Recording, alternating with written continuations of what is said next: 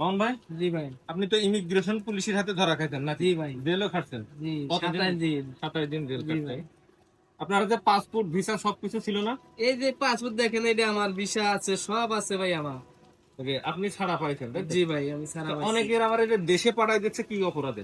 দেশে পাঠাই দিতেছে আপনার টাম্পা চালা, বস যাইতেছে না, বস না গেলে ভাই বাইরে হওয়ার কোনো রাস্তা নাই। বস যদি যায় তাহলে মনে করেন বসের যে টাকা জরিমানা হবে, সামান লাগবে, ওই সামান দিয়ে বসে অনায়াসে নিয়ে আসতে পারবে, কোনো সমস্যা নেই ভাই।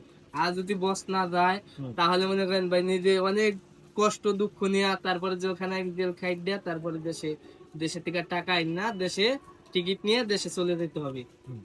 এই হলো ভাই অবস্থায় মালয়েশিয়ার বর্তমানে। আহ,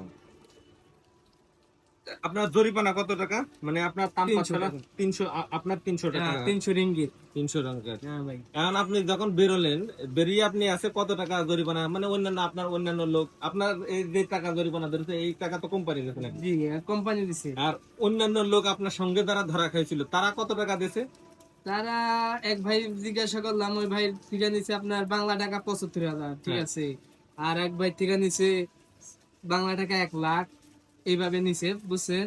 হুম। এর উদ্দেশ্য, নেওয়ার উদ্দেশ্য হলো ওই যে বসে পারমিট লাগাইছে, ওই বসের লগে হইলো বাংলা জড়িত আছে। ওই বাংলা দালালে এই মানুষের বাড়ি থেকে হরানি করিয়া ছাড়াইব, নিয়ে আসা দিয়া হুম। তারপরে আর কি টাকা নিছে। টাকা নেওয়ার পর এরা তো বের হয়েছে, বের হওয়ার পর বাড়িতে ফোন দিছে, তো হেরা আমার থেকে টাকা নিছে, তা আমি তো জানি না। হুম। আমারও তো বাইর করছে, আমি যে কোম্পানির কাজ করছি ওই বসে জরিমানা 300 রিঙ্গিত দিয়ে বাইর করছে, ঠিক আছে। পরে মনে করেন তো ওই দালালের ফোন দিলে, হুম। ভাই আমার সামনেই ফোন দিছে, কারণ এ কইতাছে আমি অনলাইনে আবেদন করছি, এই খরচ করছি, ওই খরচ করছি, এই যে আমি নিছি, সব কিন্তু ভোকাস তাই তো? জি ভাই সব বোকাস। এলো বাটপারি সিটারি করে নিছে হুম। বাংলা, ঠিক আছে। কিন্তু আমার বস যে এজেন্ট, এ হলো চীনা, এ কিন্তু আমার থেকে 1 পয়সা টাকাও নেয় নাই।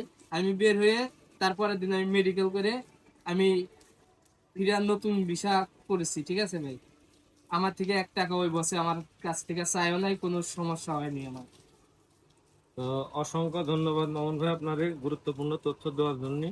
আর মালয়েশিয়ায় যারা আছেন, যারা অবৈধ বা মানে একটু সমস্যায় আছেন তারা অবশ্যই সাবধানে থাকবেন। এখন চিরুনি অভিযান চলছে মালয়েশিয়ায়, মানে অবৈধদের মালয়েশিয়ান সরকার রাখতেই চাচ্ছে না। ঠিক আছে, ধন্যবাদ।